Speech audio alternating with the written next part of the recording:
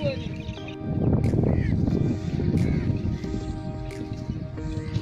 यकीनन तुसी एक अद्धी मझ या एक अद्धी गां वो तो किसी घर दे विच शहर दे विच रखी वेखी असी, लेकिन सैकड़ा मझां ते सैकड़ा गावां वो इस तरह इकट्ठियां तुसी नहीं वेखियां होंगियां। पिंड दी एक साडे जिहड़ी भी पिंडां दी रहतल है, इहदी खूबसूरती है कि इत्थे बंदे ते रल के रहिंदे ही हन, इत्थे जानवर भी रल के चढ़दे हन और ये तुसी अपनी अखी दे नाल यह नज़ारा कर सकते हो।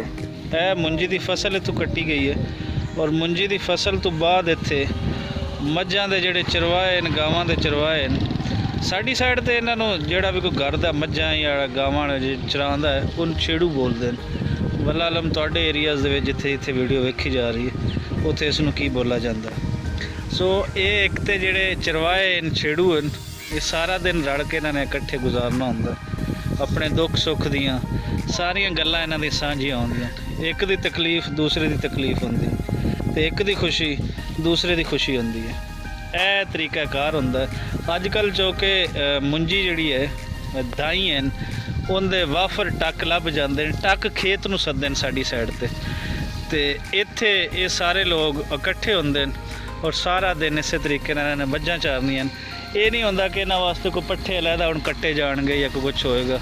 यह नाल नहर बह रही है जिथे तुहानूं पिछे मशीन नज़र आ रही है, इन्हां ने इत्थों पानी पीना है और इत्थे ही इन्हां ने सारा दिन चरना है और सारा दिन इत्थे गुजरेगा। और जिस तरह मैं पहले दसा है कि ये यकीनन खूबसूरती तुहानूं किसी शहरी लाइफ दे विच ये नज़र नहीं आती कि इतने जानवर तुसी इकट्ठे वेख सको और जानवरों तो वध इतने इंसानां नूं तुसी इक्के थां ते वेख सको। सो नज़ारा लवो। इस टाइम मैं मशीन के कोल खड़ा हाँ तो मैं वेखण आया हाँ तो मैनू बड़ा ही चंगा लगा। यह पूरी लाइन ये जवान खड़े हैं, ये अपनियां मझां ते गावां चराउण वाले हैं और सारा दिन इन्हां दा इस तरीके ही गुजरना है। जिथे तक तुसी देख सो तुहानूं जानवर ही जानवर वो नज़र आ सके।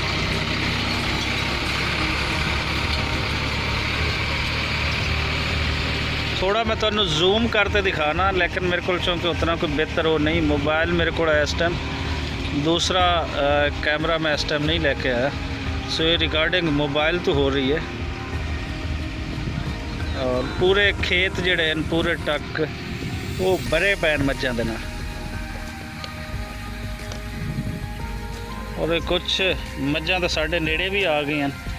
लगता है कि इन्होंने सुन लिया भी साडी गल हो रही। सो ए आके खड़ियां हो गई, तुसीं वेख सकते हो।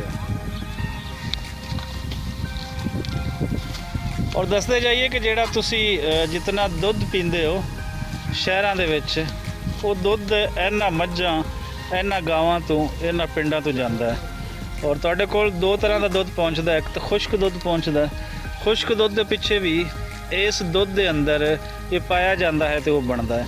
और दूसरा खालिस दुध जिहड़ा आम ताज़ा तुहानूं दुध दीआं दुकानां तो लभदा है वो भी इन्हां पिंडां थावां तो जांदा है। शहरां दे विच कोई इस तरह का इंतज़ाम नहीं आंदा।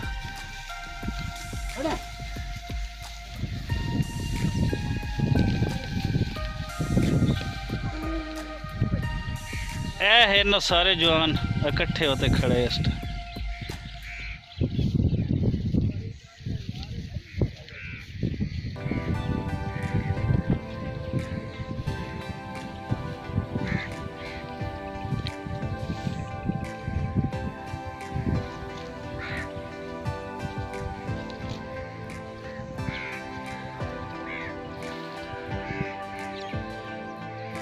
लो जी ये नाल ही इजाज़त दिओ तो मिलते हैं किसी अगली वीडियो के नाल।